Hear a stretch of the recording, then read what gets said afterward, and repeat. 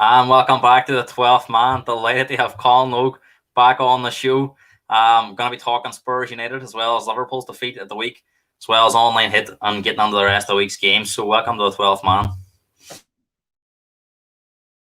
He's on 350 grand a week, and he's literally doing live streams on Twitter during a game like it's in person.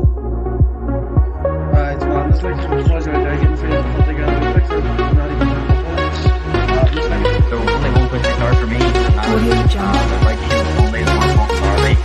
My opinion is like the game every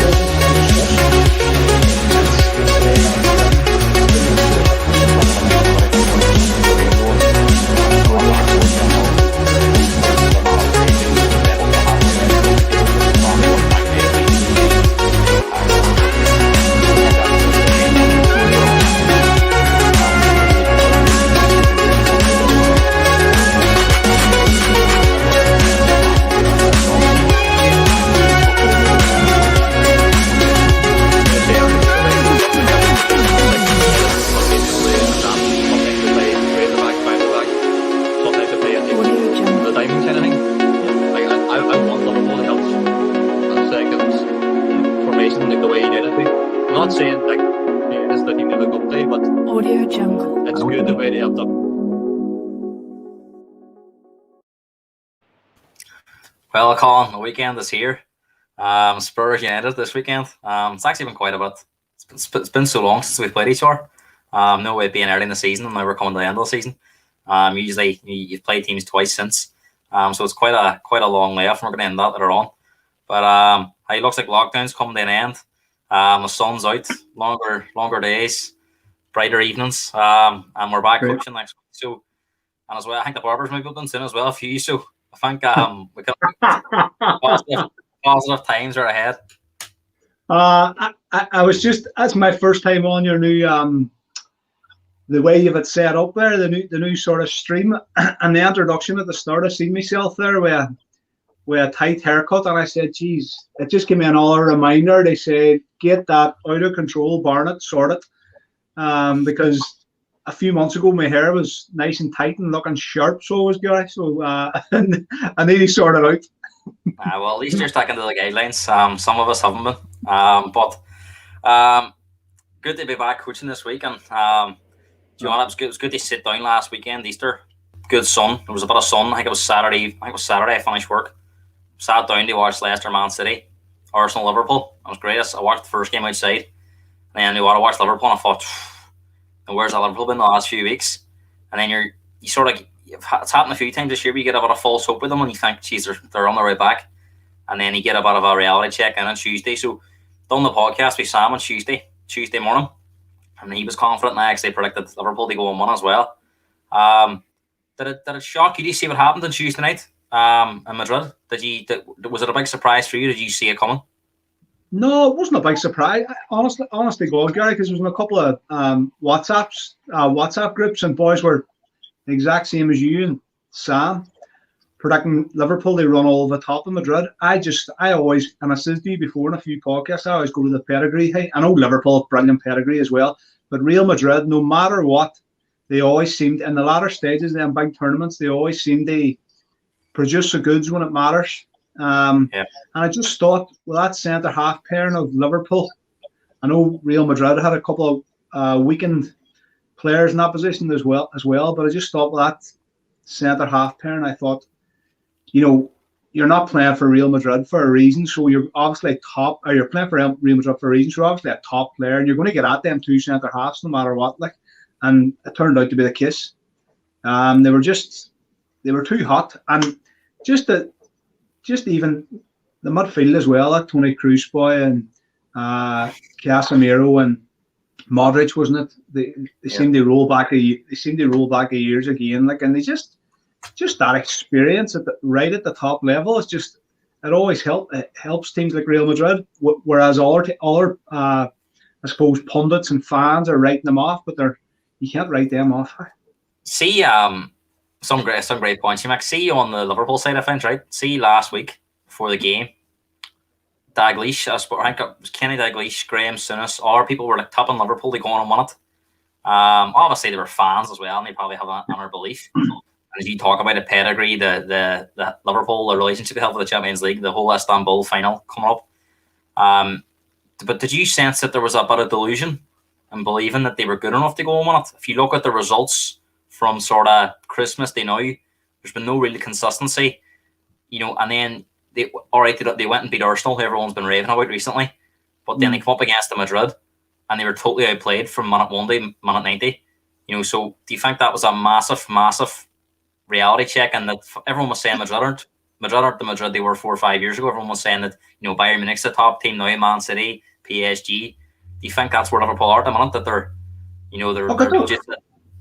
I'm not sure. I don't know if delusion was the right word, because I think Liverpool, when they go on to any European fixture, and I suppose any fixture in the Premier League as well, their fans have a right to expect they won, considering their performances over the past couple of years. And I know they have been really inconsistent this year, but there's been a couple of times where they've just turned it on. So the fans they've every right, I suppose, to think that they could do it in Madrid. But I didn't see it, because let's be honest, it's Real Madrid. It's the later stage of the biggest tournament in club football.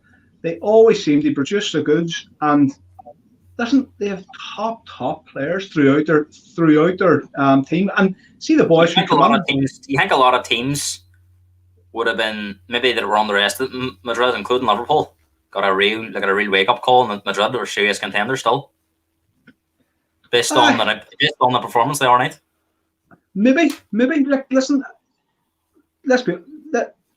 say in a couple of months' time, Real Madrid won the Champions League. Is there any one of us going to be shocked? Well, I'm not going to be shocked, am I? It's Real Madrid. Let's be honest. They've won it more times than anyone. I thought a 3-1 too.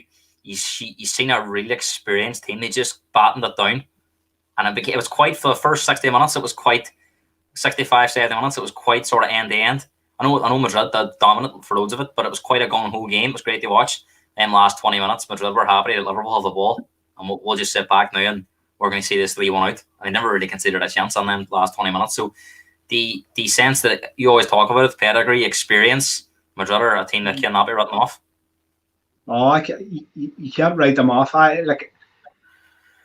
not going to come around here and say Madrid's going to win the Champions League, because I think anyone in that tournament at the minute, still left in that tournament, can win it, and that's including Liverpool, because Liverpool can go to Anfield and beat Real Madrid, no bother, 2-0. And that's a case that you're right at the top level, and there's fine margins can make a hell of a difference. So no, Real Madrid can't be written off, but I don't think, like I said about Chelsea there, like about a month ago, I said I wouldn't be surprised if they go deep in this tournament, just with the players they have. They have a brilliant squad and brilliant players, and now the managers seems to be doing okay. All right, they've had a wee rocky patch there last week, but I mean, right at the end of this tournament, there's any one of them teams can win it. And for me, anyway, I wouldn't be surprised if any one of them won it. Owen Kelly saying he doesn't believe Liverpool can win the Champions League with the two centre backs. Do you share that? Do you think that up against that kind of opposition the other night, or Luke Kabak and Phillips, everyone was talking about a partnership being formed over the last couple of games? Do you think that partnership was exposed the other night at that kind of level?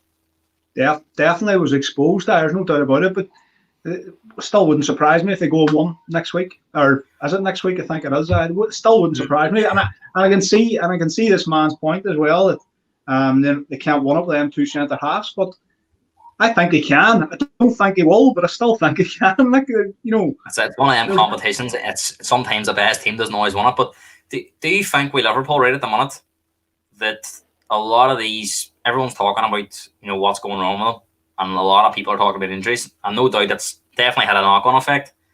Do you think there's a lot more to it than just a couple of Henderson and Van Dijk and Gomez been injured? Do you think there's a lot more to it? You look at Madrid the other night, 2 centre halves missing, Ramos and Varane, your Champions League experience winners, and they were able to cope. And it's not to say that Liverpool haven't coped in certain games, but from a consistent point of view, over the last 3 months or so, they've struggled. Whereas Madrid the other night, I know we don't watch them every week, but in a big game, the biggest compliment you could have given Nacho, and I can't even think who the other centre half was, but you would have thought that was their 2 main centre halves, because Liverpool never laid a glove on them. Whereas everyone was talking about the injuries Liverpool had, but when I looked at the game, I think you talked about midfield, they were completely dominated in midfield. And other than Henderson, they have Thiago in there, who's won the Champions League last year. Fabinho, everyone talks about being the best defensive midfielder in the world. Wijnaldum was playing. All right, Keita got subbed off, but again, everyone said no about him being a top player. So, do you think that there's all areas of the squad now that's starting to unravel for them? You could be right. I think Liverpool need to strengthen in the summer. They need to go again and strengthen. But no, I wouldn't. If I was a Liverpool fan, I wouldn't be reading too much on that result. All right, you're away to Real Madrid. You're beat 3-1. You're still in the tie. Real Madrid's one of the best teams in world football. And I know we don't, as you say, we don't watch them every week. It's Real Madrid. It's as simple as that. By the way, they could easily win the La Liga. They could easily go and win that. They're not far off the top now, so they could do the double again. You know what? I wouldn't read too much on the one result.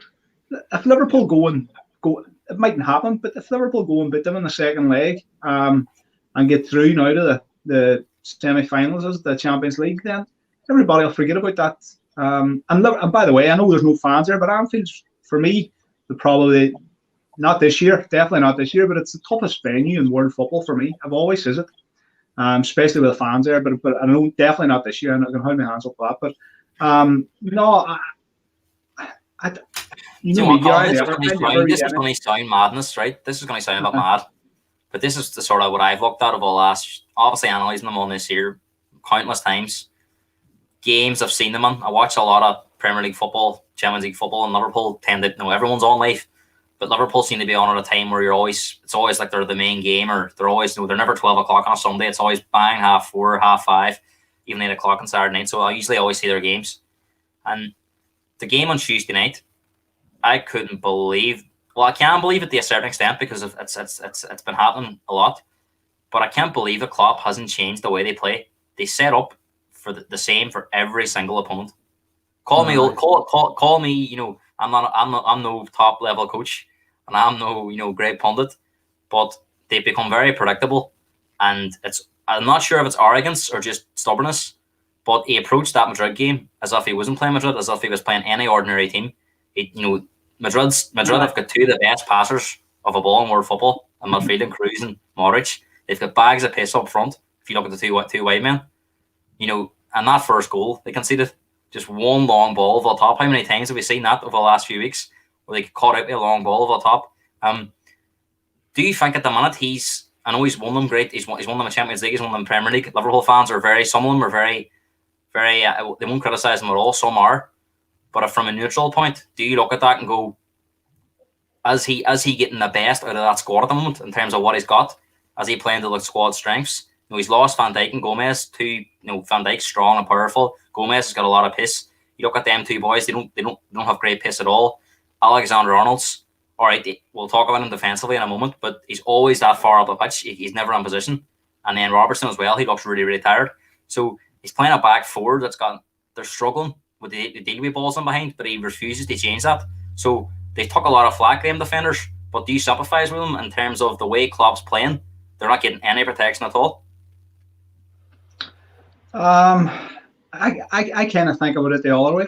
See, if I was a Liverpool fan, I would I would be backing Klopp to halt in terms of he's not deviating from his style. I'd be loving it. I'd be saying, I'd be respecting it. I always think, right, and I've said this down through the years.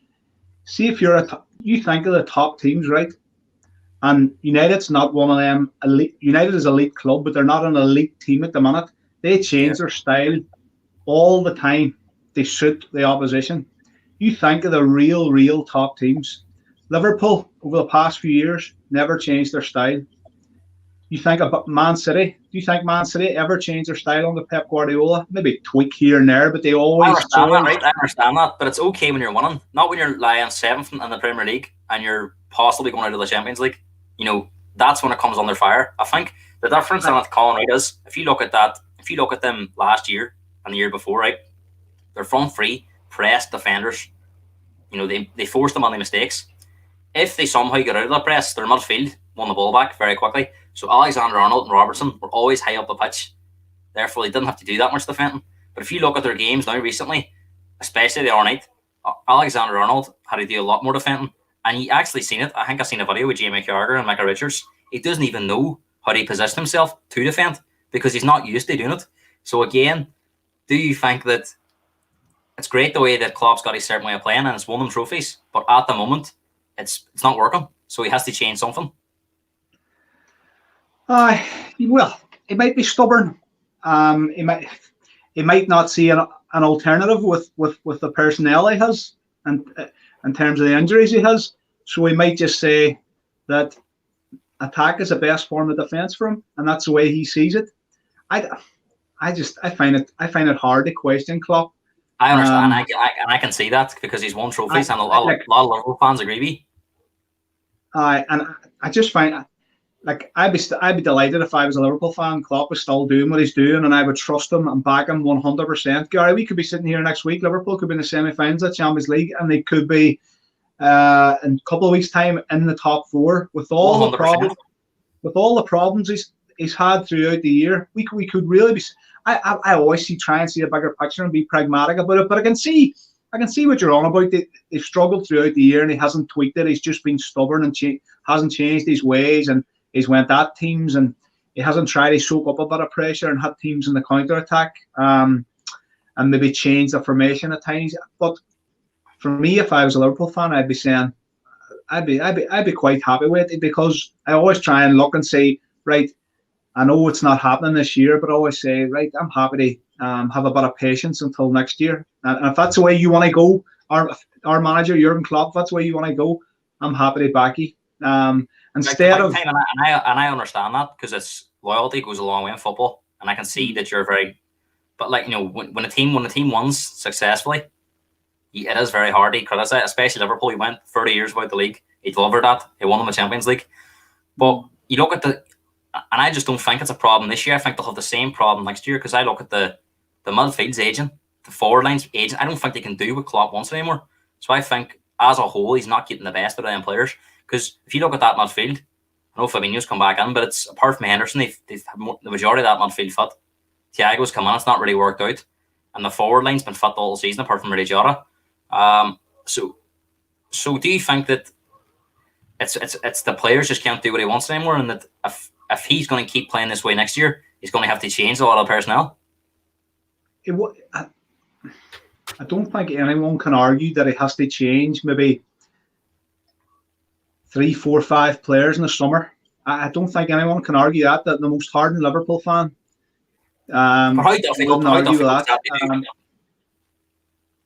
Well, I think he can make a few tweaks here and there. Yeah, I think he has big players they work with who can still command a few pounds.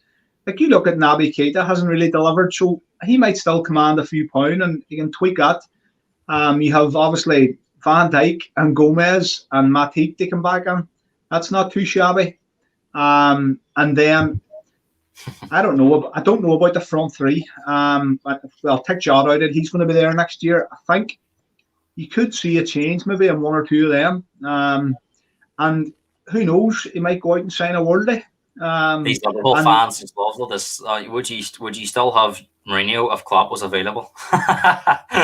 Of course, I'd rather have Klopp, but that's besides the point.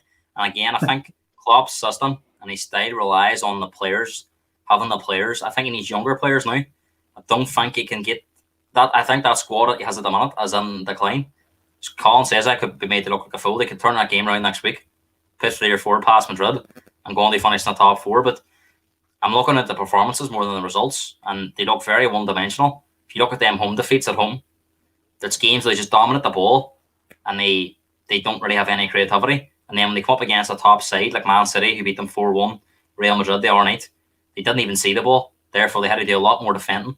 And you look at the likes of Trent, who can't do it. So I think they're Colin, I don't know, after watching that game the other night, see even before Madrid scored, won the first 15, 20 minutes, it looked like you just knew Madrid were going to win. They looked like they were so vulnerable and so easily beaten. Do you think that's a big concern for them, that a team that were so hard to beat's become quite easy to beat if you look at the results?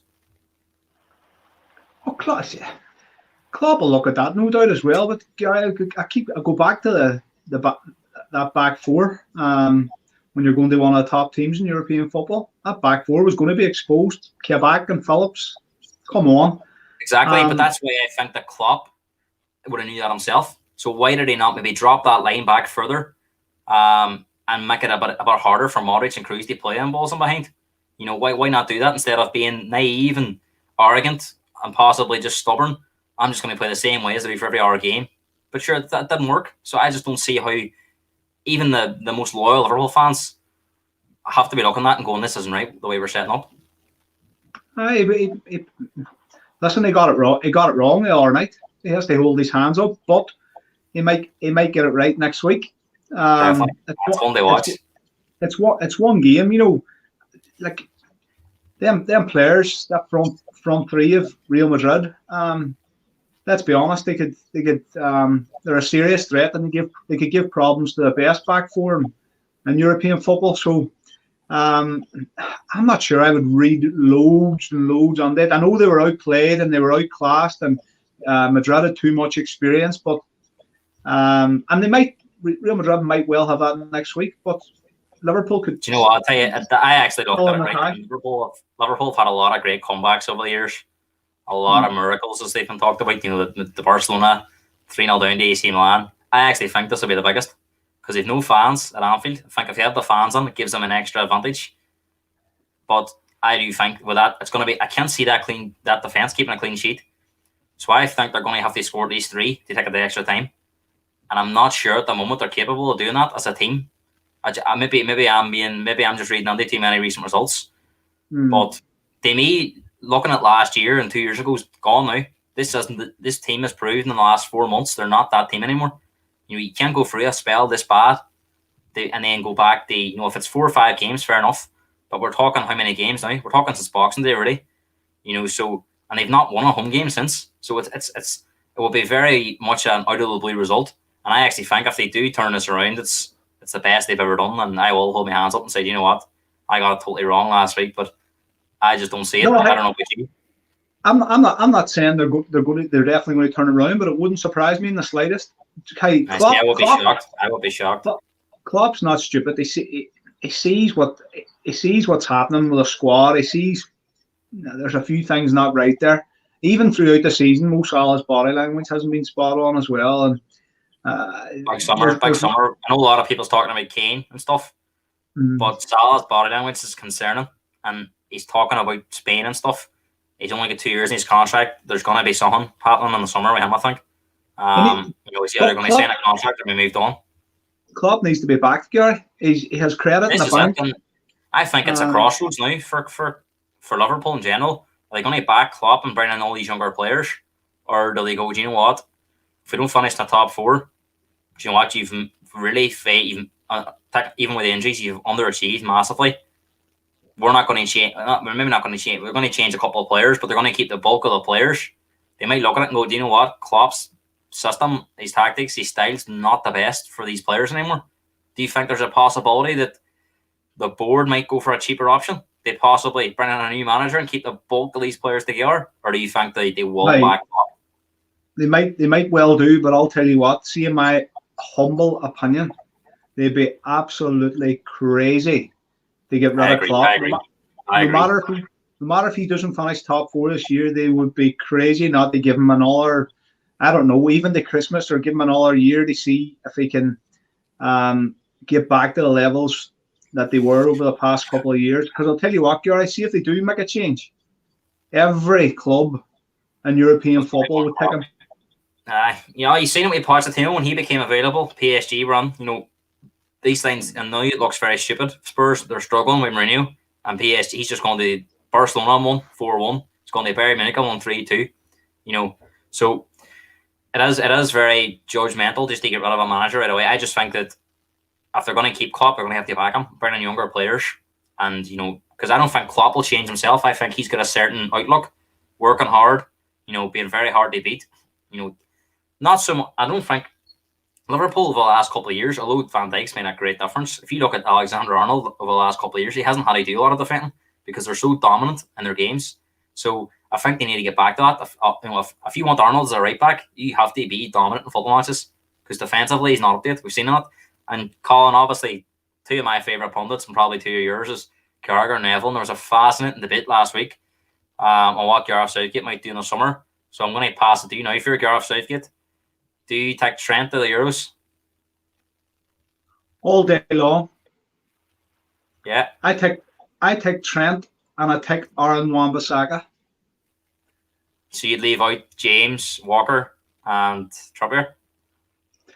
Probably Walker might go because he can play a right-sided centre half of a three.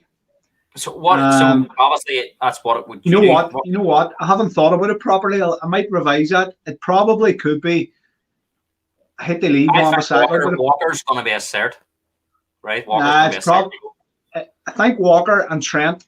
If not, and if you're taking, the only reason I'm saying about Wan-Bissaka is that you're going to come up against the best in this tournament, and let's be honest, if you're coming up against the best, England's not going to have 60% of the ball, so they're going to defend a lot. And if you have Aaron Wan-Bissaka up against a real top left winger, you're confident he's going to defend well against them in a 1v1 situation. I wouldn't be so confident. I understand that, and I don't think anyone would disagree with that. And Southgate's quite a pragmatic manager. Why do you think he's not really had Bissaka playing at all? It would be a massive surprise if he picked him now because he's not featured at all. He's not going to pick him. He's not. It doesn't like him because he's not good enough on the ball. That's the reason he hasn't been picked. And Gary, everyone can see it. You know me, I'm a big United man, but I can see it too. But yeah. I really like him because I know the level United's at, and at this minute, our level is Aaron Wan-Bissaka is more than good enough for our level. If we want to push on and try and win Champions Leagues and try and win Premier Leagues, then I'm not sure unless he massively improves over the next couple of years, going forward, because you need a lot more than that from your fullbacks. Then he might find himself out of the team. I wouldn't be surprised United go and sign a right back in the summer. On a cut price fee. I have a feeling United could be interested in Kieran Trippier, bringing him back as real strong backup. And when I say backup, he might even. I just don't see it with Trippier anymore. I don't see it. I think his best years are behind him. I'm surprised he's stalling around that England's get up. I just can't understand why he's. Surely, if you're looking for that defensive solidity, bring Bissaka in. Trippier's getting on in age. I think Southgate's very loyal to Trippier because he had that great World Cup. He scored all them goals, scored a free kick. He had a great, probably one of England's best players. I don't think he's the same player anymore. Even against, I think he come on there against San Marino, and I thought he was very poor. I'll be honest with you, I haven't seen a lot of him. I know he had that. He was totally, see that game against Chelsea a couple of weeks ago in the Champions League. He was totally taken apart. You know the thing that stood out for me. Correct me if I'm wrong. I think he had a big suspension, didn't he? Yeah. And I think you're right. I remember checking the team when he was back, and he was straight on that Atletico Madrid team, first choice, right back. Well, I can't remember the game. It might have been the Chelsea game, actually. But then who have Atletico got on there as well? Who's he competing with for the team? That's the thing. Do you know? Well, hey, listen, they're top of league, so they must have a decent right back, in my opinion. So, I think when it comes to Trippier, I just think that he's possibly in there because Southgate is going to play a back three in certain games, and Trippier might go on there as a wing back because he's played the role before. You know, where Trent hasn't done it. Liverpool always play a 4. to a certain extent now, I think James's chances have improved because he's playing in a system as well. Plays a back three, plays as a right wing back under Tuchel. I think at the minute Trent's chances are looking very slim.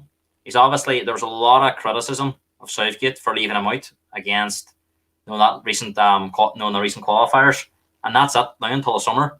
So I think Sam called it the other night. He was on the hour morning when he was on. He was saying, I don't think he would have left him out if he was going to take him.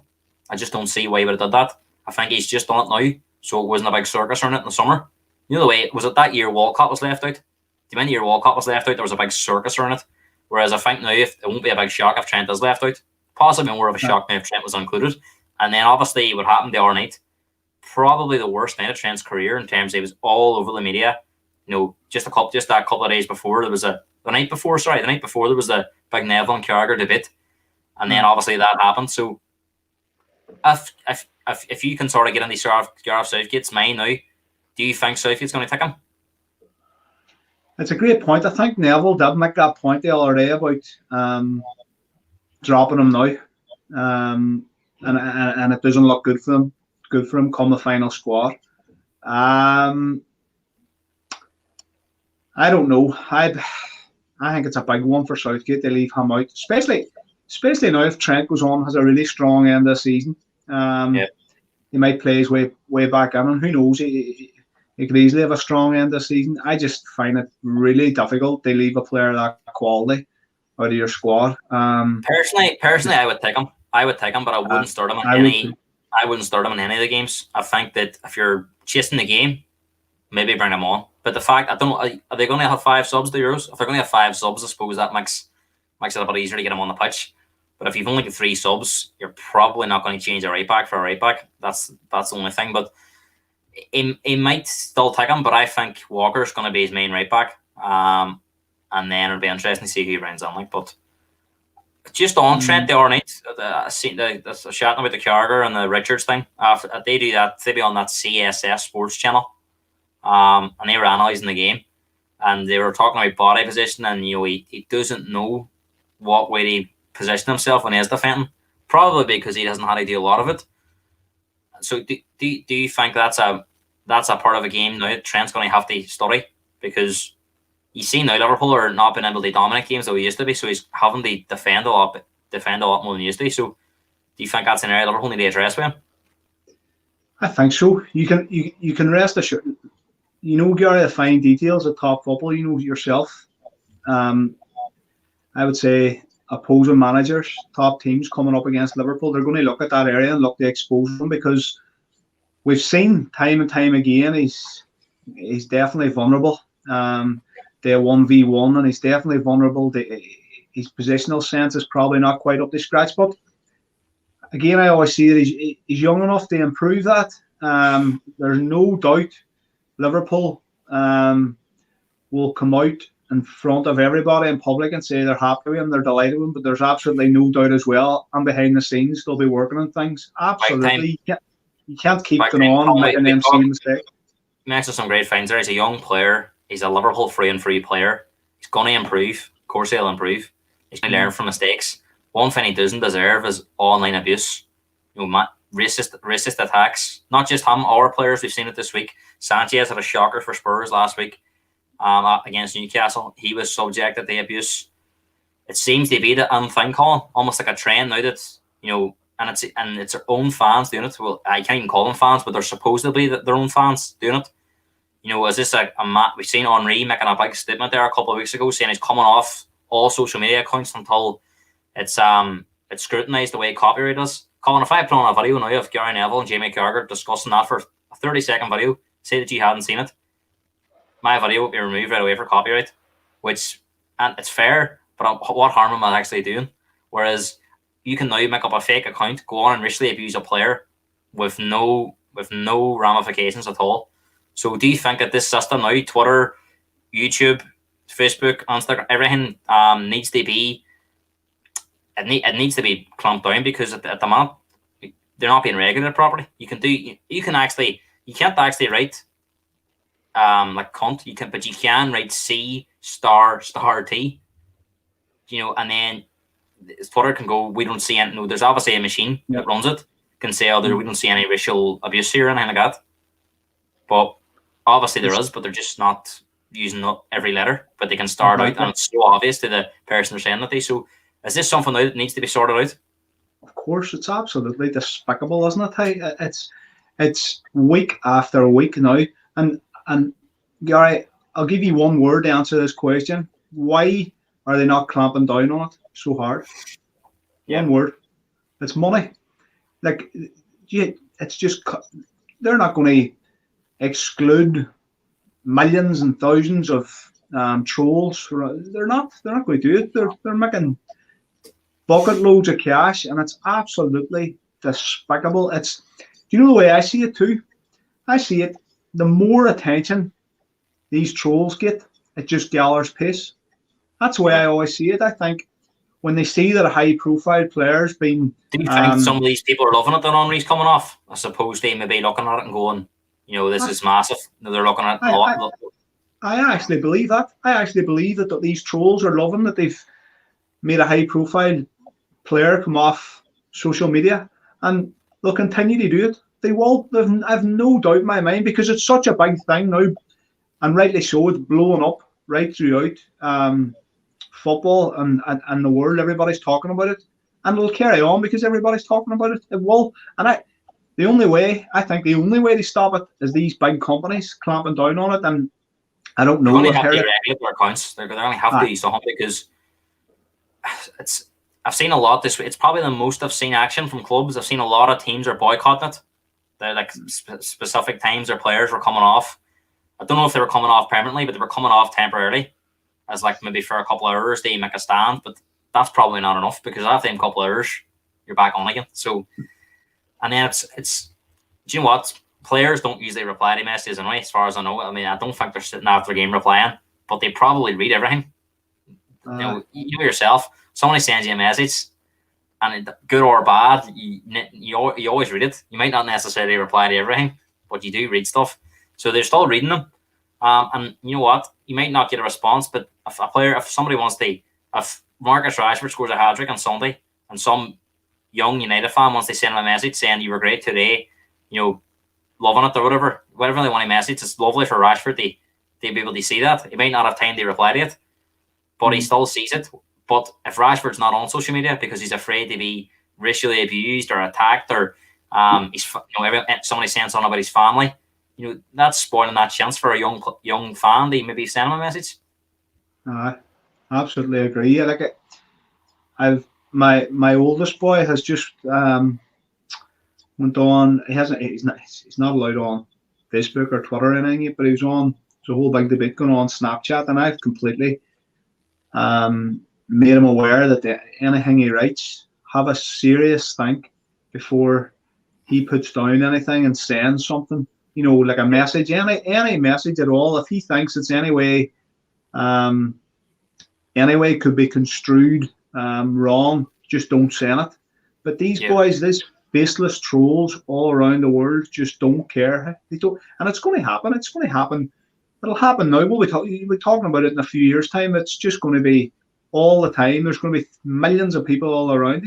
They just don't care. But I sent. See, last week when Claude from AFT, he used to be on AFTV, passed away. His channel is him and 2 other boys. I messaged one of them privately on Twitter, saying that I was obviously gutted that Claude passed away, and that a massive fan of his shows, massive fan of their show. They're actually Arsenal fans, but it's quite Premier League based. They do a lot of Premier League stuff, so I'd always tune in. And they're very, they're not bitter towards Spurs fans. They might have a bit of crack, but they're in no way abusive towards Spurs or Chelsea fans and their direct rivals. And I actually explained I was a Spurs fan and love the show. I really hope he's carry on, doing what he's doing after the dust settles down. And this boy's got thousands and thousands of followers, and he messaged me back saying thanks for your kind words, Gareth. So again, that meant a lot to him that I had sent that message, and it meant a lot to me. He actually replied. So again, why would you want to take away an opportunity like that by abusing people on social media? I just don't get it. No, it's again, it's going to happen. It's going to happen, and it's going to keep happening until as you say, that these big companies regulate people's accounts and get and completely delete these accounts if they see one. I see it all the time in my feeds. Constant abuse in my feed. Even if one of these high profile people around the world who I follow, say on Twitter, put up a positive post, sometimes I go on and I have it in my head already when you see these silly comments that people put on, I'm not saying it's everybody, because the majority is positive in terms of a positive post, but you're always going to get them. It's incredible. Do you know what the most concerning thing about it is? There is a lot of victimizing and stuff. It can be sexist, or it can be, just abuse, but it does tend to be racist. White players have bad games and they don't tend to get anywhere near the kind of messages that the black players do. It always seems to blow up when it's a black player. It's almost as if white players are allowed to have bad games, but black players, we like you when you're doing well, but as soon as you won bad game, you're a so-and-so, and that in our society at the moment is still a massive, massive concern, that we're in 2021 and we're still having these massive problems. And it's more and more now for some reason. When I look back maybe 5 or 6 years ago, correct me if I'm wrong, 5 or 6 years ago watching football, there might have been the odd case of racism against a black player, but it seems to be every week now. And I think, as I go back to my original point, I think from the first maybe a year or two ago, I can't remember who it was, Gary, maybe a high profile case of a black player getting racially abused. It was blew up. Maybe it was Raheem Sterling. I can't even remember. But from that point, it's just grew and grew. In terms of social media, there seems to be more abuse of black players because these trolls are getting their wee kick out of the exposure, I suppose, all around social media. Not really I don't think they want to be exposed. They like the fact that everybody's talking about it, if you know what I mean. Yep, that's massive. I'm not going to do too much more on it because everyone does know the massive problems. It is not just in football, in every sport and every walk of life. There does seem to be issues with this. But obviously there are results during the week, Colin. Man City, again, the whole talk about the Champions League, can they go on and do it? It was a test against Dortmund, and they scraped through one in the home leg. You still think there's that? I think it was Pep said in his interview after the game that they were spooked still by the Champions League thing. Do you still think that that's in their back of their heads, that they haven't won it, and that it's a completely different scene to the Premier League? It could be. I think them players will have a wee nagging doubt in the back of their minds. But again, they're coming up against serious opposition, and they're at the top level, so they can't expect to run over these teams the way they do against teams in the Premier League. So I'm sure Pep was fully aware before the game that even if his players weren't, he was fully aware that this was going to be no gimme against Borussia Dortmund over 2 legs, and they could go out. There's no doubt about that. I go back to my point again when I say about Real Madrid and Liverpool. This is the top level now, and no mistakes can happen, because if the fine margins, you make mistakes, you're out. It's as simple as that. It's going to be a fast-hitting second leg next week at Dortmund City. You could arguably look at it on paper and go City. It's a 50-50 game now. Dortmund got that away goal. City getting that late goal was still, obviously massive. But Dortmund would have took it 2-1 defeat before the game, no doubt about it. And they'll fancy their chances at home now. If they can score first and try and keep City out, they're through. It'd be very, very hard to keep City out. I know, I think Dortmund will score, but it'll be hard to keep City out too. What is your head, Teddy? This time, do you think City will get the job done? I think my head does say City will get the job done. I just think on paper, they have more quality all around the pitch. But again, wouldn't surprise me if Borussia Dortmund go 1-1-0 or go 1-2-1. I have to say that some of the games I watched, and most of them, they were, especially the Champions League games, they were really good quality. The Liverpool game, the Madrid were brilliant. Like the way they moved the ball times was fascinating. The Dortmund City game, I watched the back, was class. Dortmund, City had their chances, but Dortmund more than played their part in a great game. Everyone said that Dortmund had no chance before the tie took place. That this was going to be a walk in the park. It was very much the opposite. And then the Bayern PSG game, one of the best matches I've watched in years. I don't know, Colin, I have a lot of respect for you, and a lot of people respect you as well. Maybe you were sticking to the local football, but what possession do you watch Lumfield and Coleraine? I don't know. Honestly, I don't know. He messaged me the other night, and remember I said I didn't get sitting down. I think it was about 5 minutes before half time in the Bayern match, and I remembered from early. I've been following Irish League football. I do follow Irish League football as well, and I remembered from earlier on that it was a top of the table clash as well. I suppose, Gary, I just wanted to see. I know loads of them local players as well playing. It just interests me seeing how the local players do. And the more the game went on, I was getting messages through in different WhatsApp groups as well, and everybody was raving about this game. Do you know what? It's one of them ones where if you hadn't watched that Lumfield game and you just forgot all about it, you probably wouldn't have missed much. But it was just one of them games where I have to be honest, and I don't mean to rub it in, but it's one of the best games I've ever watched in terms of the level of quality on it. Bayern Munich played brilliantly. They 30 odd shots, and all right, some of them right outside the box, but they created some really good chances. Kimmich looks the best player I've seen on the ball since that throwback to Xavi and Iniesta, where he rarely gives the ball away. He always wants to go forward. He looks a real top player. Just the way he can dominate a game on the ball. His delivery from set pieces is really, really good. I mean, Lewandowski must have been sick. I know Choupo-Moting, we know he's not anywhere near the level. He scored a great header, but he missed 3 or 4 great chances, where Lewandowski would have buried them. I know PSG were missing players too, so we don't want to make an excuse, but just based on that, Lewandowski would have been sitting at home watching that and thinking, get me on that pitch, because he would have made a difference. But is he going to be back for the second leg, is he? No, he's not back. No, he's going to be out still, Lewandowski. The only thing that Bayern will be, the only thing he could have pointed to that was poor was Bayern's defence wasn't great.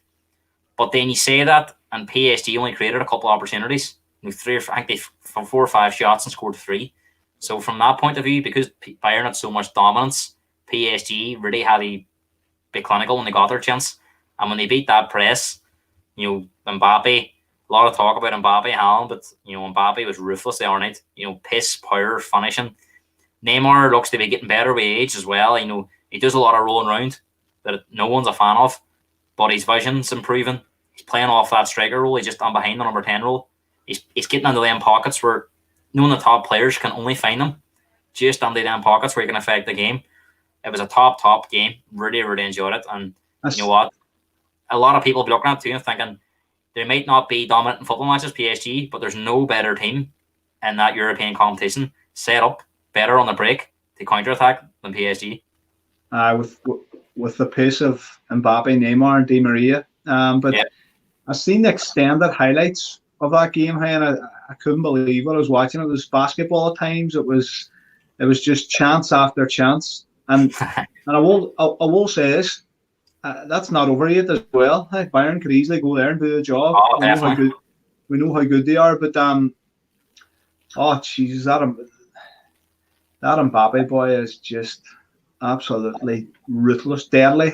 He might actually be the fastest player in European football. He's just lightning rapid. A lot of players they piss at times. You think they can be quite wistful and they rely on their piss. When this boy gets a chance, he's ruthless. It's the ability as well. He can beat a man. As you say, Gary, there is a lot of players with piss who don't have that technical quality. He seems to have a lot. See, going back on Neymar's, you talk about ability. There mightn't be anybody in European football that has the ability he has. It's just a question mark over his stroppiness and his attitude and at times desire. But for sheer raw ability, unbelievable. Them 2 assists the other night, Gary. Oh my God, they were frightening. 2 great. The passing was super, especially that second one with the left foot. But I don't know who's playing there. That second one with the left foot.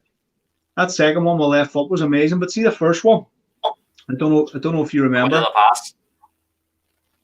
No, but before that, I think he picked up the ball around the halfway line, and any normal player would have played safe. I think he played around the corner pass to somebody wide, and I can't remember who it was wide, just more or less took out the whole midfield because Neymar went for the 1-2, and it was a great 1-2.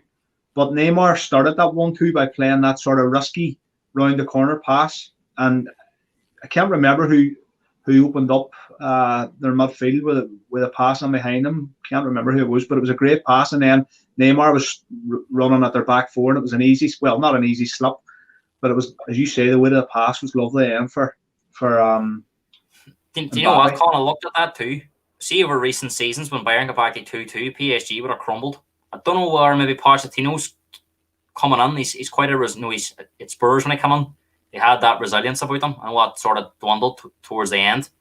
But they were always a team that scored a lot of the goals. It could organise them. You've seen that with PSG. They were well organised. I know Bayern had a lot of chances, but they did defend really well as a unit. I think the two centre half that nobody really knew about was excellent. I can't actually think his name now; it's gone. But he was brilliant at the back. Some great last ditch headers. But next week's game. Who's on Tuesday night in the Irish League? Who are you watching over this second leg? I think Carrick Rangers and Warren Point. I think so. I'll be watching the second leg next week. So how do you see it? If you had to pick on one or now, they go free over a tie. Do you still say with Bayern to come back? But you know what? I would say with Bayern if Lewandowski was there, but I think. You made a great point about Pochettino. I think he could see them over the line. That the three away goals are going to be massive because they have to win 3-1 or 2-0, and Bayern's going to have to score. I don't see it without Lewandowski. Bayern's going to score at least 2, but if PSG really score 1, Bayern would need 3 goals. Do you think could say it is PSG? And they do go through, do you think, and they play Man City will be really, really kicking themselves in terms of the pace and the power. And with Bayern, they're going to dominate them. They dominate the ball. Quite like City would have been quite interesting to see who took the initiative in that. Because Bayern are quite a possession-based team as well. But PSG will be happy to let Man City have the ball and maybe try and pick a moments in the game. Do you think City will look at that and go, would maybe rather play Bayern still? Possibly, because you think away United have played City over the past couple of years with that pace in the counter as well. Caught them a couple of times in the counter attack, didn't they? Exactly, and ripped them apart. And you like to think that PSG have more quality. More quality in that final third. More quality. They I suppose get better possession of the ball and feed that front three in the counter attack. So Man City will But again, if you were to put your house on a team of Man City or PSG in the semi-final again, it's hard to look past Man City. It's just probably, Gary, because we see them every week and we know the players better and we know the squad is unbelievable. But PSG will easily fancy their chances too because they're full of internationals and full of top drawer players throughout their squad as well. So. Hey, listen, all these games now, the final stages of the Champions League is just littered with quality, and it's great, isn't it? Brilliant towards the end. You get some really not as good as Lumfield and Corey and right enough, but I actually seen the highlights back. Hey, you must have been absolutely raging what you watched. But hey, Chelsea were comfortable. You expect them to go through. Moving on to Thursday night, last night, United. To be honest, he didn't play well from that, especially that second half. He's looked tired, and we'll get into that in a minute because we're going to be chatting about the Spurs game at the weekend. But Arsenal must have a bag full of chances. Didn't play that well again, but Prague made a lot of mistakes, and usually at this kind of level and at this stage of the competition, you're punished. But you've seen Aubameyang's lost that ruthlessness that he's had over the last couple of seasons. Lacazette's never been that kind of player. You've seen that one where he raced through. He had the freedom of the Emirates, and he hit the bar. And then they seen that softness towards the end when they did get the goal in the 86th minute. They couldn't see it out. Do you think with Arsenal, they're just not good enough to win this competition? Oh, I was shocked with that result. I thought they would have turned Slavia Prague over because obviously this is their season's riding in this competition, and they seem to have got decent performances when they've needed them at times this year, Arsenal, and I thought they would have. But I will say this: I think this Prague team's underrated. I don't know if they're underrated as much now. People see a wee bit more of them, or I think people think they're a decent side. To be honest, they are underrated, but they didn't really play at all. They didn't play well last night. They didn't play anywhere near what they've shown against Leicester and Rangers. I think they had an off night. And I think the problem is now they'll probably play better in the second leg. And they've got that away goal. And it's a big test for Arsenal. We said their season relies on this game next week. Do you think this is Arteta's, this is it for him? He has to get a result. Do you think if they go out to Prague, the way they've done in the league, 12 defeats so far, sitting mid-table, 10th position. If the season finishes, we know trophy, and around that position, 10th, he's going to be under massive pressure in the summer. He probably will be. A lot of Arsenal fan TV, a lot of the boys on it have been backing him, saying he's got all these problems. But last night, he's seen a few of them starting to turn, based on recent results against Liverpool and being 3-0 down to West Ham and stuff. They're starting to lose a bit of patience. So do you think if they were to go out next week to Prague and the season just fuzzles out, he's going to be under pressure from the fans as well, not just the board? That's the thing. Not if he goes out next week and the season fuzzles out, he has a absolutely crap end of the season, then he could really, it'd be hard to keep his position. But for me, I would, as I think I spoke to you before in the podcast, I would give him. You have to give these managers time. And I would, if I was an Arsenal fan, if I was on the Arsenal board, I would give Mikel Arteta time. I'll tell you what, Colin, they were ranting and they were raving last. There was some of the stuff was on Arsenal fan TV last night. It was like a throwback to recent years. There's a few of them they have been backing them and were really turning last night and saying that next week it's do or die. So I think when stuff like that starts coming up, if the fans are back next season and he has a bad start to the season, you can see that the Emirates has been a very hostile place over the last few years. The whole situation with Wenger, the board, they all turned on Emery towards the end. We could see that happen again next year if things don't improve. So it's huge. But next week's game, do you see them getting through still? Do you still think they'll go through, or do you think that it's very hard to call because they're so unpredictable? I think it'll be favourites. And it'll be hard to back against them. Even though Slavia Prague have an away goal, I think Arsenal will score out there at least one. It wouldn't surprise me if Arsenal go through. Would it surprise you if they went out? No, wouldn't surprise me if they went out either. No. Unpredictable. But again, if I was to put my hat on somebody, I'd put it on Arsenal to go through. But I would rather play Slavia Prague. And I know the semi-finals are the draws ready made, but I would rather play Slavia Prague than Arsenal. But I can see Arsenal still doing it.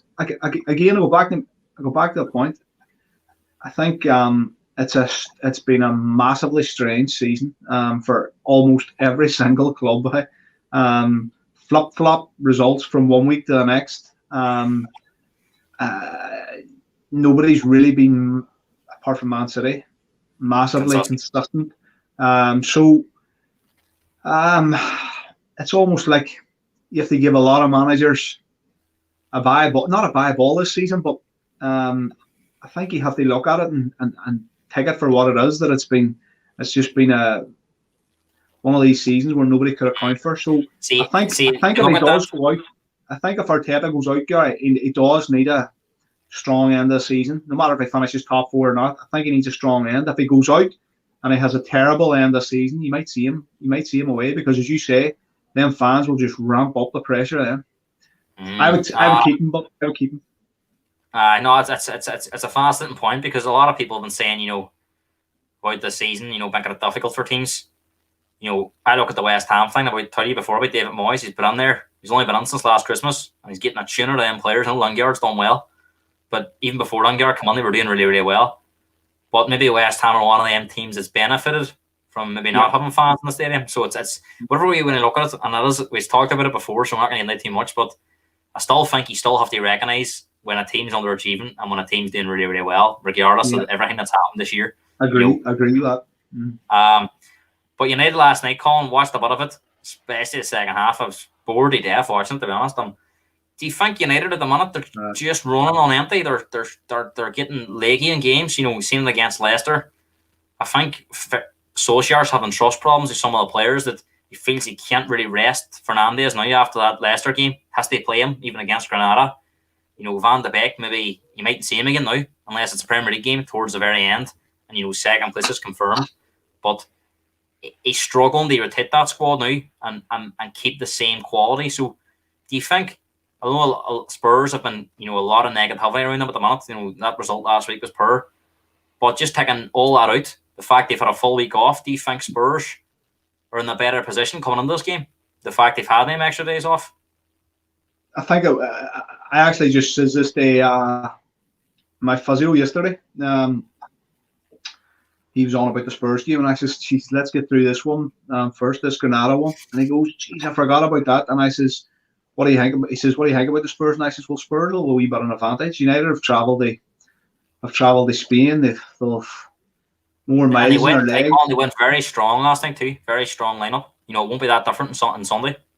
Do you know why I think they went strong? Because of the wee bit of cushion they've generated now between second and fifth. I think that's why he went strong. I predicted it before the game. I probably didn't predict that quite as strong, but that was more or less as strong as he could have went last night. Now, you say about players playing loads of minutes, you're right, Gary. I do think he has trust issues. If you look at that full back four, they've played some amount of minutes. If you look at Bruno Fernandes, 100%, Marcus Rashford, 100%, and then apart from that, he alters the two pivots. Sometimes Pogba will play almost every minute now, and then it's somebody else along with him, and then the rest of them just chop and change. But as you say, they could be running out of steam. I don't know if seeing what I've seen over the last midweek games and stuff, especially in this kind of season when there's been very little recovery time. And based on what I've seen last night, they made they gave an average team last night half a chance. They really should not, up until that penalty towards the end, it could have been a 1-0, which would have been making it very, not difficult next week, but it was still very much an even game. They could have went there and scored and cancelled that goal out. But the fact they've got a 2-goal lead now, you really would be surprised if United didn't see it free, but they did rely on that penalty towards the end. So this is the way I look at it now. I think if Spurs were any way decent on Sunday, I would be super confident because United looked shattered last night. They really looked really, really tired. And if this was 2 or 3 years ago, I would actually be sitting here now and saying, cert home one. But because of the way Spurs are, United might look at it and go, do you know what? It's a good opponent to be playing at the moment because there's a lot of, we talked about a circus for Mourinho. At the minute, we talked about it January and February. At the minute, it seems to be even bigger. He's criticising players now week after week. Same kind of things were happening at United. There's a lot of talk about in the summer now that unless he finishes in the top 4, even if he wins that cup, it's not going to be enough. And you've seen now it's different players every week. You see things happening on the pitch. The tactics and stuff. There's definitely a disconnection with some players and him. You can see the likes of Harry Kane that are still behind him, but you can see our players too that just ain't. There's players being omitted from squads. Spurs are not in a good place at the moment, Colin. I can tell you that 100%. So you think United and factor in the 6-1 defeat at the earlier in the season, even though they're tired, even though they're looking out in their feet, they'll have extra motivation for this game on Sunday as a bit of revenge for what happened in October. Listen, I know you're saying about maybe I was slightly confident. I'm confident too. I don't know about reading too much under the being tired last night. They might have been tired, but Gary, I see it more last night of a case of going 1-0 up and realising throughout the game, this is a poor team we're playing here. This is a bang average team. And I would think it was more a mentality thing last night. They went through the motions. I don't know if it was legs. I do think it was a mentality thing where this tie, we can do them we can do them at Old Trafford, no bother, even if it stays 1-0.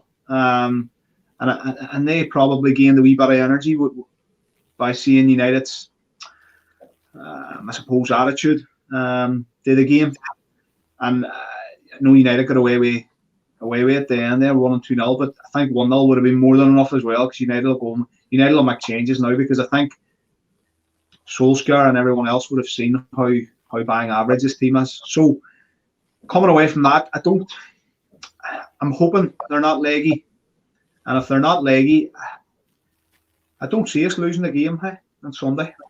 I don't think Spurs will win either. I have no confidence. I think if we're anywhere near decent, and the Spurs we've seen over the last couple of years under Pochettino, I'd be very confident going into this game. But what I've seen recently, I don't really have confidence for it. But I think that one thing that's in our favour is definitely that United might be tired, and that you might see a fresh Spurs.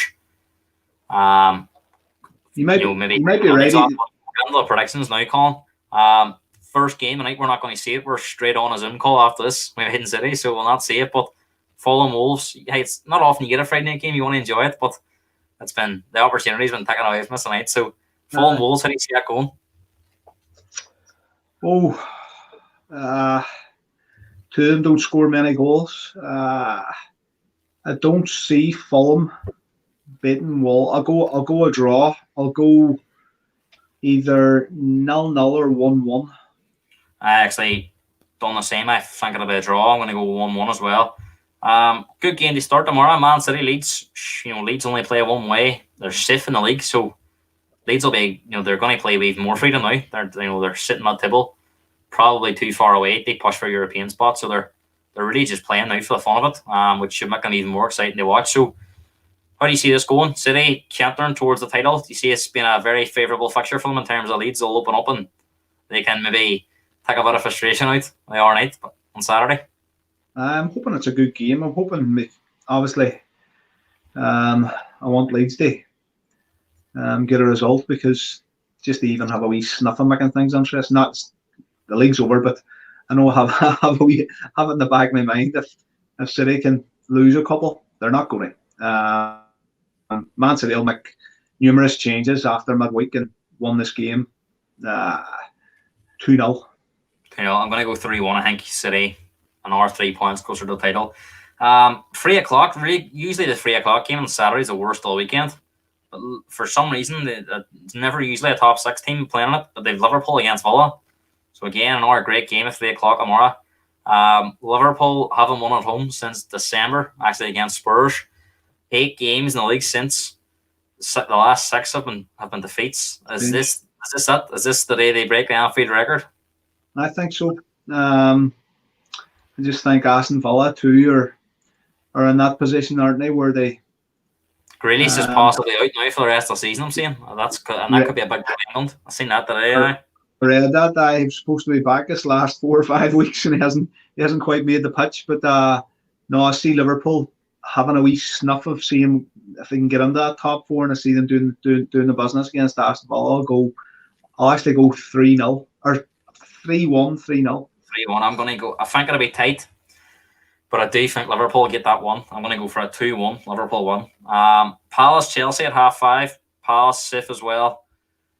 They can't. To be fair, they shouldn't have really got a draw against Everton, but they sweated it out and they got that chance at the end. I think they're pretty much at this stage of the season they've been in holiday mode. I think it's a nice fixture for Chelsea. I know it's a London derby, but I still think it's a nice time to play Palace. And how do you see this one going? Chelsea will have too much. Again, they'll make a few changes and freshen it up. They have a brilliant squad. I'll go 2-1 Chelsea. 2-1 Chelsea.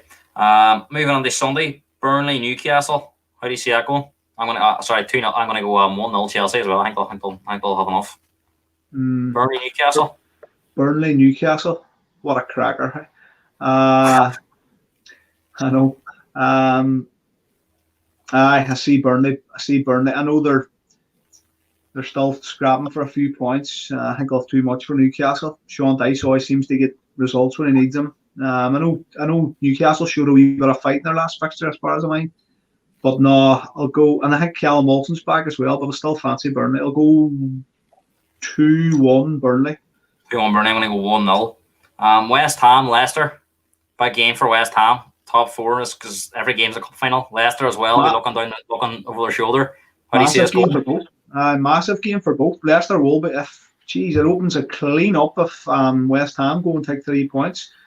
I keep thinking West Ham's going to falter, but they keep digging out a result. I'm going to go 1 each.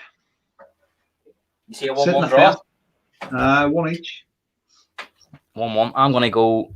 I was thinking about this game today. This is one of the hardest games of the weekend to call. I find it very difficult to make mind up on it, but I'm edging towards West Ham. At home, I think they're in the better form, and I think that Lingard at the minute's probably the most unformed player in the league. What he did to Wolves the other night was scary. So I'm going to go 2-1 West Ham. I think Declan Rice is still missing though, was he? He will be a miss, but I think West Ham at the minute I think every game comes a cup final.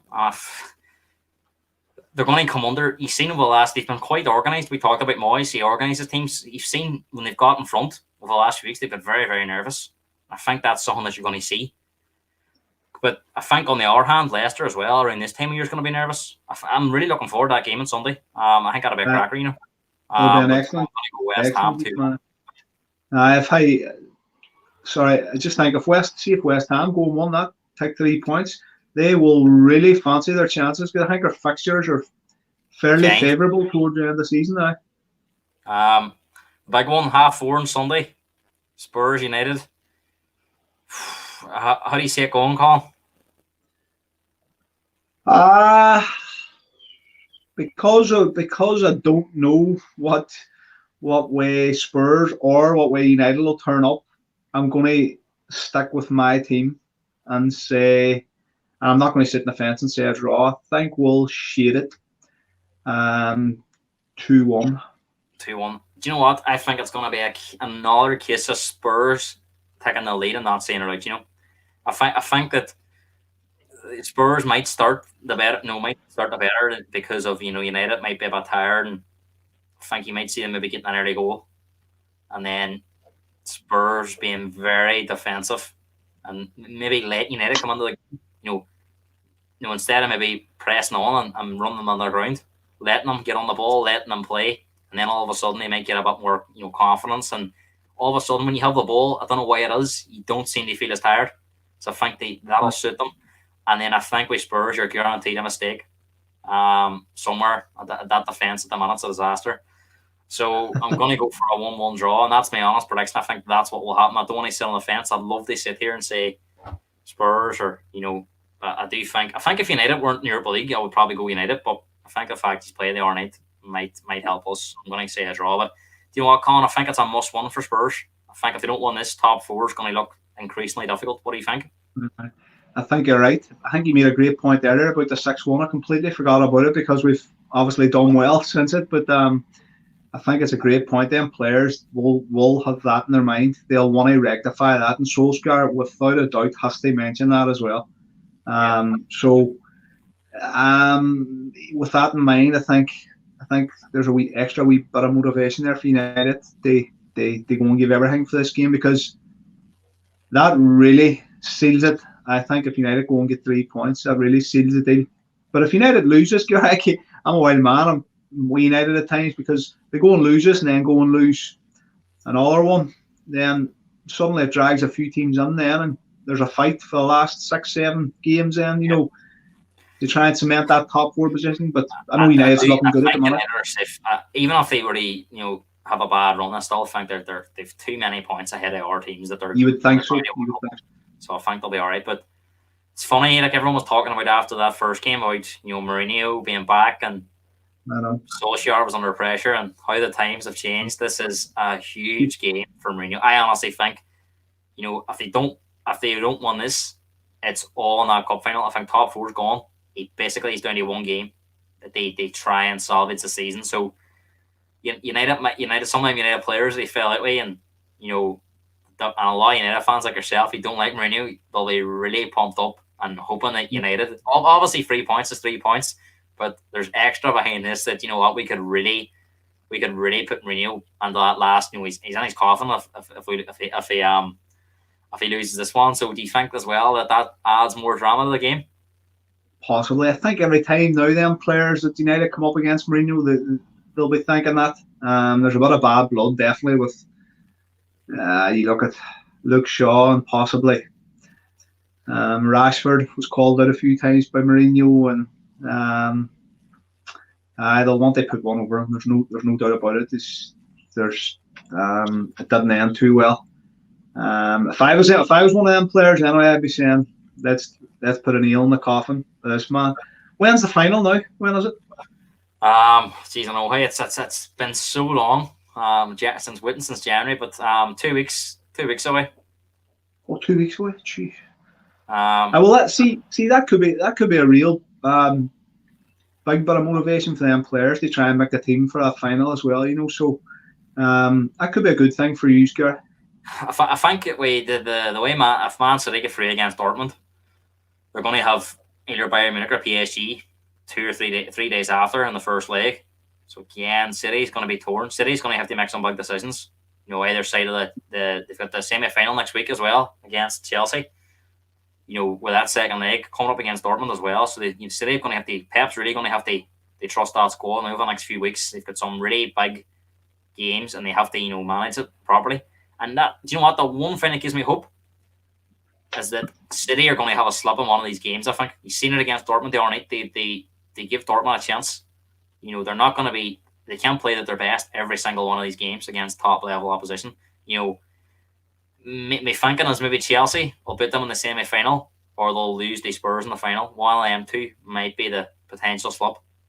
It's going to be interesting because I do think Champions League's going to be their priority. It would be great if they could win the League Cup and the FA Cup, but if they would have won the Premier League and the Champions League, that's an unbelievable season. And I know we'll probably make changes with that if they do get in that semi-final. But the changes are going to be still top drawer. But Gary, I just think you're on with a chance. I know Son's back now, and hopefully he'll get good minutes under his belt before that final. And obviously you've, in my opinion, the best number 9 in European football. Desperate for a lot of success. You know what I've been. I know. Some of the football they played on their part, they not won a trophy was difficult. I think we were unlucky at times, and you can boil it down to a lot of reasons, but they get to that many semi-finals and finals, and you've seen it with Solskjaer now as well. You just have to. The earlier you do it, the better. The more if United could come up against Roma now in the semi-final, and Roma went to Ajax and won the all right, that's not going to be easy. If they do play Roma, and again, if they were to fall out to Roma, more questions come for Ollie, and then that next semi-final that comes, there's even more pressure on it. And in the end, sometimes pressure can be the big thing, So, and that can almost spoil it for you. Do you know what I mean? No, even if you go back to this fixture now against Spurs, if United do go and beat Spurs, then I think it's all the eggs in one basket in that Europa League for Ole Gunnar Solskjaer. I think he might almost sacrifice second place for they have even a third, fourth position if they can go and win that Europa League, because people will see it for what it is. He did sacrifice the league position. They won't win that cup. So. Yeah. If he goes and beats Spurs, you might see a few changes for league matches. Then definitely, you might suddenly trust Donny van de Beek, and wee boy Diallo might get a run out. And Sunday night, Colin, we've got Sheffield United against Arsenal to finish it off. Sheffield United look just waiting, they're hanging around and be relegated. Arsenal. They've got a favourable run of fixtures. If they can somehow string a few results together, they might be able to push for that last European spot. 6th or 7th, wherever it ends up. But how do you see this going? Sheffield United look doomed, don't they? Jeez, they just want the season to end. But Arsenal's not going to be happy after Thursday night, and obviously they were demolished against. I see a lot of changes, but because they've got that huge game on Thursday, so it might be a full strength for Arsenal. Yeah, they might freshen it up. Do you know what? It could be a draw. It could easily be a draw, but I'll side with the extra bit of quality in Arsenal and say probably 1-0 to Arsenal. Do you know what? I look at this differently. I think Arsenal are probably the best team, one of the best teams in world football, and they've no pressure on them. There's no pressure on this game. Even if they lose it, fair enough, there'll be more pressure. But if they won on Thursday, no one's going to remember the Sheffield United game. And if they won this game, no one's going to remember if they lose on Thursday. It's more or less a game they don't really need. Won or lose. Obviously, losing is going to be bad, but winning, he's not really going to get any extra credit for it because it's bottom of the league. League positions per enough anyway. So I think you might see Alexa Martinelli come on, a wee bit of freshness, and Arsenal running riot here. I'm going to go for a 3-0 Arsenal victory. Jesus. That's a big call considering Sheffield United. I know they're poor, but I don't think they concede that many. Maybe I'm wrong. I just think Arsenal will come in and everyone's going to go. All the Arsenal fans are going to get excited after this. We're back. And then the reality check will come next Thursday when they get put out. But Monday night, West Brom against Southampton. I think it's a must-win game for West Brom. They gave themselves a squeak last week by winning. I think if they want to stay up, they have to win this game at home. How do you see it going? I'll actually go West Brom.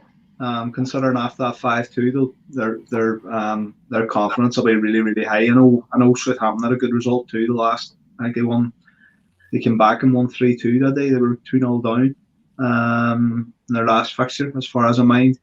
But I'm going to go West Brom. They won 2-1. It might actually be a good game because Southampton only play the one way. They just go at teams, don't they? Under Hasenhüttl.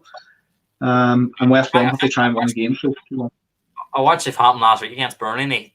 They had a really poor start, but they played some great football, and I think that they're looking like they've maybe turned up a wee bit of a corner. But again, they're not entirely safe, but they're not going to get relegated. They've got far too much quality, and they've got a good healthy scheduler.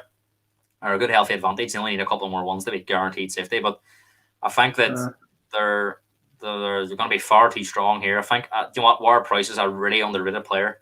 Really, really like Ward-Prowse. I love to see Spurs go. He's English. He probably cost. He's at that age where he'd be a great signing for somebody. I'd really like to see him coming on. He's not in the league at De Bruyne, but he picks up similar positions. He's got a great delivery, great vision, and he's work rate as well. He's a very determined player. I like a lot of him. And I like watching Southampton. Even when they don't play well, they usually be involved in games where they're decent to watch.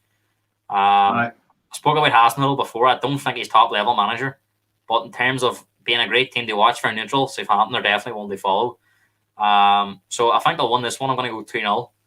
But in the last game of the weekend, Brighton against Everton. Do you know what? Everton, so similar to Spurs. Everton fans would have looked at that Palace game, and I know this is what you do when you're a team like that. You give yourself that hope. You almost look at the table a game in advance. We've got that 3 points. Look at the position we're on now, and then Everton go and do what Everton do, and they throw away 2 points against Crystal Palace. History tells you that was going to happen. That Everton, when it comes to it, they can't get over the line in big games. Even against I don't mean as in terms of a top team, but a big game for themselves. That was if they had won that game the other night, they were 3 points off fourth with a game in hand, so they were effectively level. And they threw it away against the Palace team who've been really, really struggling. So another huge game, and Brighton are going to be despite what the table says, I think Brighton's going to be a much trickier game for them. So how do you see it going? They completely bottled it the other night, and many chances they must have, Everton, the other day. Because I was looking at Richarlison, I have him in my draft as well, now fancy football, and many chances he must have. I was pulling my hair out, but they just done in Everton. And listen, they could still go and beat Brighton and still give themselves a chance. But I see Brighton getting the result. I see a draw at least for Brighton in this game. They're a good side to watch as well. We spoke about it loads of times. Graham Potter, super coach, and he's probably a top drawer striker away from having a top 8, top 9 season. So totally agree. I actually went for a 2-2 draw. I think it'll be a very entertaining game.